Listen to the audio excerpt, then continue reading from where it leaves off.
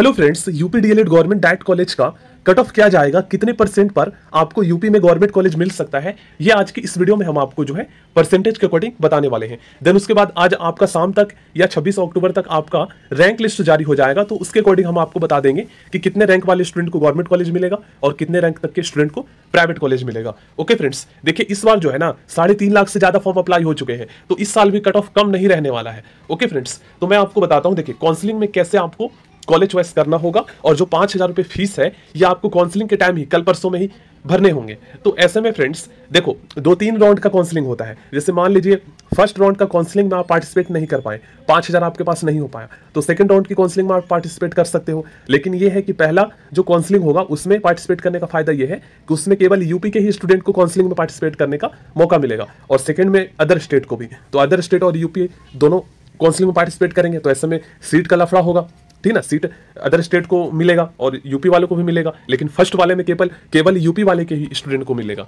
तो ध्यान रखिएगा, फर्स्ट काउंसलिंग में पार्टिसिपेट कर लीजिएगा। देखिए फ्रेंड्स, इस साल अगर आप जैसे मेन सिटी से बिलोंग करते हो, जिसका पॉपुलेशन जिस डिस्ट्रिक्ट का जो है 20 लाख से ज्यादा है, कानपुर हो गया, वाराणसी हो गया, यहाँ पर आगरा हो गया, गाजियाबाद हो गया, ठीक ना, तो यहाँ पर का जो डाइट है, यहाँ पर फिरोजाबाद में भी डाइट है, तो इनका कट ऑफ बहुत ज्यादा जाता है। जैसे आप जनरल से हो और आपका 235 से कम बन रहा है, तो फिर तो आप भूल से भी गलती मत कीजिएगा, एक गवर्नमेंट कॉलेज चॉइस मत कीजिएगा। जैसे आप मान लो कानपुर से हो और आपका 235 नहीं बन रहा है, 234 बन रहा है, 230 बन रहा है, और आप चाहते हो कानपुर में ही कोई कॉलेज चाहिए, तो ऐसे में तो फिर फ्रेंड्स आपको क्या है, जैसे मान लो आप प्राइवेट में भी चाहते हो एडमिशन लेना, तो फिर आप एक गवर्नमेंट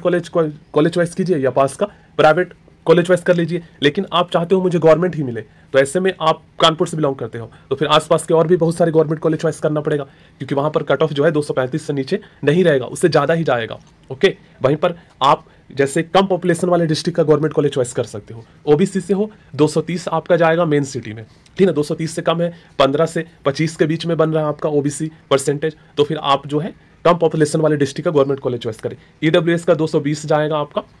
और इससे कम है तो फिर आपको मेन सिटी का नहीं मिल पाएगा। एससी का जो है यहाँ पर 210 जाएगा मेन सिटी का कट ऑफ, और अगर आपका इससे कम बन रहा है तो वही आपको करना है। और देखिए जो माइनॉरिटी स्टूडेंट है, ईडब्ल्यूएस में हो गया, ईबीसी हो गया, सॉरी ओबीसी हो गया, एससी हो गया, एसटी हो गया, पीएच हो गया, ईडब्ल्यूएस हो गया, इन्हें फ्रेंड्स प्राइवेट कॉलेज में भी स्कॉलरशिप भी मिलता है, गवर्नमेंट में भी मिलता है। कितना मिलता है अभी देख लीजिएगा, हाल फिलहाल का जो है कितना आ रहा है वो आप यूट्यूब पे सर्च कीजिएगा, यूपी डीएलएड स्कॉलरशिप कितना मिलता है। तो आप चाहो तो प्राइवेट कॉलेज भी कर सकते हो, क्योंकि 82,000 रुपये आपका 2 साल का फीस, और ये फीस एक साथ नहीं पे करना होता है, ईयर वाइज या इंस्टॉलमेंट में आप पे कर सकते हो। तो ऐसे में अगर आप चाहो तो प्राइवेट से भी कर लो, क्योंकि देखो प्राइवेट में डेली भी नहीं अगर डेली नहीं भी जाओगे तो ज़्यादा दिक्कत नहीं है, लेकिन गवर्नमेंट में आपको डेली जाना होगा, ढेर सारा काम करने को मिलता है, इस वजह से आपका टाइम निकल जाएगा, और दूर गवर्नमेंट कॉलेज मिलेगा तो ऐसे में आने जाने में भी टाइम निकल जाएगा, आप कोई अदर एग्जाम का तैयारी भी नहीं कर पाओगे। तो ऐसे में बहुत सारे यूपी में ऐसे स्टूडेंट हैं जो अपने पास का प्राइवेट कॉलेज में एडमिशन ले लेते हैं, मतलब कॉलेज चॉइस जब आपका काउंसलिंग होगा तो उसमें वही वाला कॉलेज चॉइस भरते हैं जो उसका पास का है, अपने डिस्ट्रिक्ट का पास का, तो आने जाने में प्रॉब्लम नहीं होता, हफ्ते में 2-3 दिन चले जाते हैं, बाकी अपना अदर कॉम्पिटेटिव एग्जाम की तैयारी भी करते हैं, साथ ही साथ स्कॉलरशिप भी मिल जाता है अगर वो